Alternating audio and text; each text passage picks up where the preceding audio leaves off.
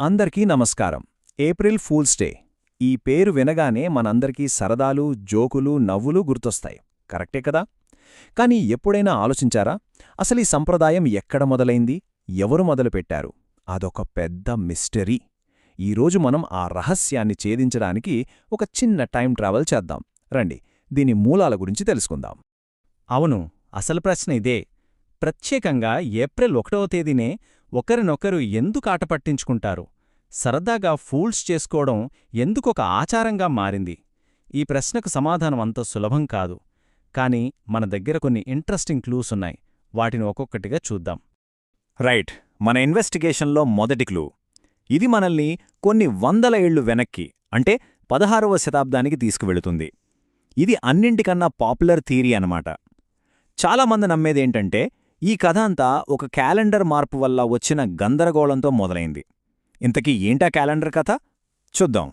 So, విషయమేంటంటే 1582కు ముందు ప్రపంచంలో చాలా దేశాలు జూలియన్ క్యాలెండర్ను వాడేవి. ఈ క్యాలెండర్ ప్రకారం కొత్త సంవత్సరం ఎప్పుడు మొదలయ్యేదో తెలుసా? ఏప్రిల్ 1న. కాని 1582లో ఒక పెద్ద మార్పొచ్చింది. ఫ్రాన్స్ దేశం కొత్తగా గ్రెగోరియన్ క్యాలెండర్ను మొదలుపెట్టింది. దీంతో న్యూ ఇయర్ డేట్ మారిపోయింది. ఏప్రిల్ 1 నుంచి జనవరి 1కి అధికారికంగా షిఫ్ట్ అయింది. అయితే ఇక్కడే అసలు ట్విస్ట్ ఉంది. ఆ రోజుల్లో ఇప్పుడున్నట్టు న్యూస్ ఛానల్స్, సోషల్ మీడియా లేవు కదా.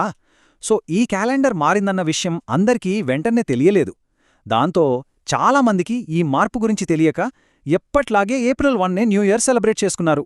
ఇక విషయం తెలిసిన వాళ్ళు ఊరుకుంటారా?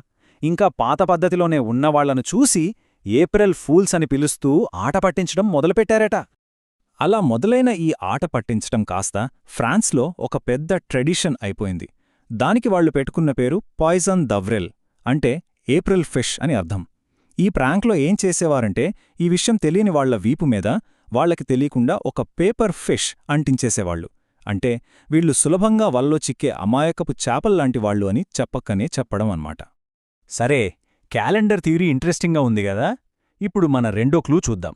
దీనికోసం మనం చరిత్ర పుస్తకాల్ని పక్కనబెట్టి కాస్త ప్రకృతి వైపు చూడాలి. అవును, ఈ సంప్రదాయం వెనక వాతావరణం కూడా ఒక కారణం కావచ్చని కొందరు నమ్ముతారు. అదెలాగో చూద్దాం. ఒకసారి ఆలోచించండి. మార్చి చివర, ఏప్రిల్ మొదట్లో వాతావరణం ఎలా ఉంటుంది? ఒక క్షణం భగభగ ఎండకాస్తోంది. గొడుగు తీసుకెళ్దామా వద్దా అనుకునేలోపే మరు క్షణంలోనే దబదబా వర్షం కురుస్తోంది. ఇలా ఊహించని విధంగా అస్సలు నిలకడ లేకుండా ఉండే ఈ వాతావరణాన్ని చూసి పూర్వీకులేమనుకునేవారంటే ప్రకృతి మనతో చిలిపిగా ఆడుకుంటోంది, మనల్ని ఫూల్ చేస్తోంది అని ఫీలయ్యేవారట. సో ఆ వాదన ప్రకారం ప్రకృతి చేసే ఈ చిలిపి పనుల నుంచే స్ఫూర్తి పొంది మనుషులు కూడా ఒకరిపై ఒకరు సరదాగా ప్రాంక్స్ చేసుకోవడం స్టార్ట్ చేశారట. అంటే ప్రకృతి మనల్ని ఎలాగైతే ఫూల్ చేస్తుందో మనం కూడా ఒకరినొకరం సరదాగా ఫూల్ చేసుకుందామనే ఐడియా వచ్చిందనమాట. అదలా ఒక సంప్రదాయంగా మారిపోయిందని కొందరి నమ్మకం. ఓకే, ఇప్పుడు మనం మూడో చివరి క్లూ. ఇది మనల్ని ఇంకా చాలా వెనక్కి, ఏకంగా ప్రాచీన రోమన్ల కాలానికి తీసుకువెళ్తుంది. ఈ ఏప్రిల్ ఫూల్స్ డే స్ఫూర్తికి మూలాలు బహుశా కొన్ని వేల సంవత్సరాల క్రితమే పడి ఉండవచ్చని ఈ థియరీ చెప్తోంది. ప్రాచీన రోమ్లో హిలేరియా అనే పేరుతో ఒక ఫెస్టివల్ జరిగేది.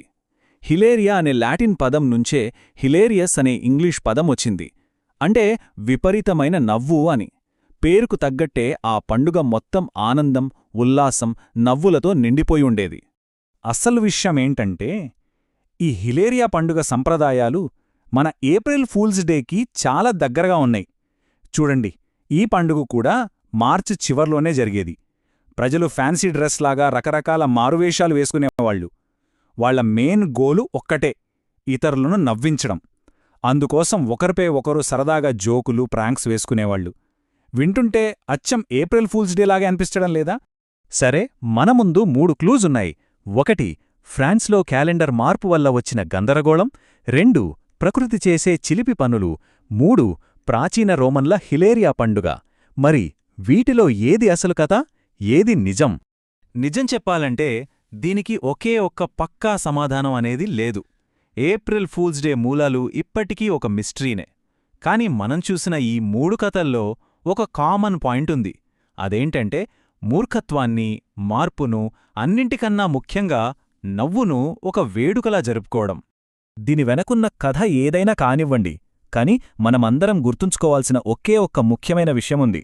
మనం చేసే ప్రాంక్స్, మన సరదాలు ఎప్పుడూ ఇతరులను ఇబ్బంది పెట్టేలా, హర్ట్ చేసేలా ఉండకూడదు.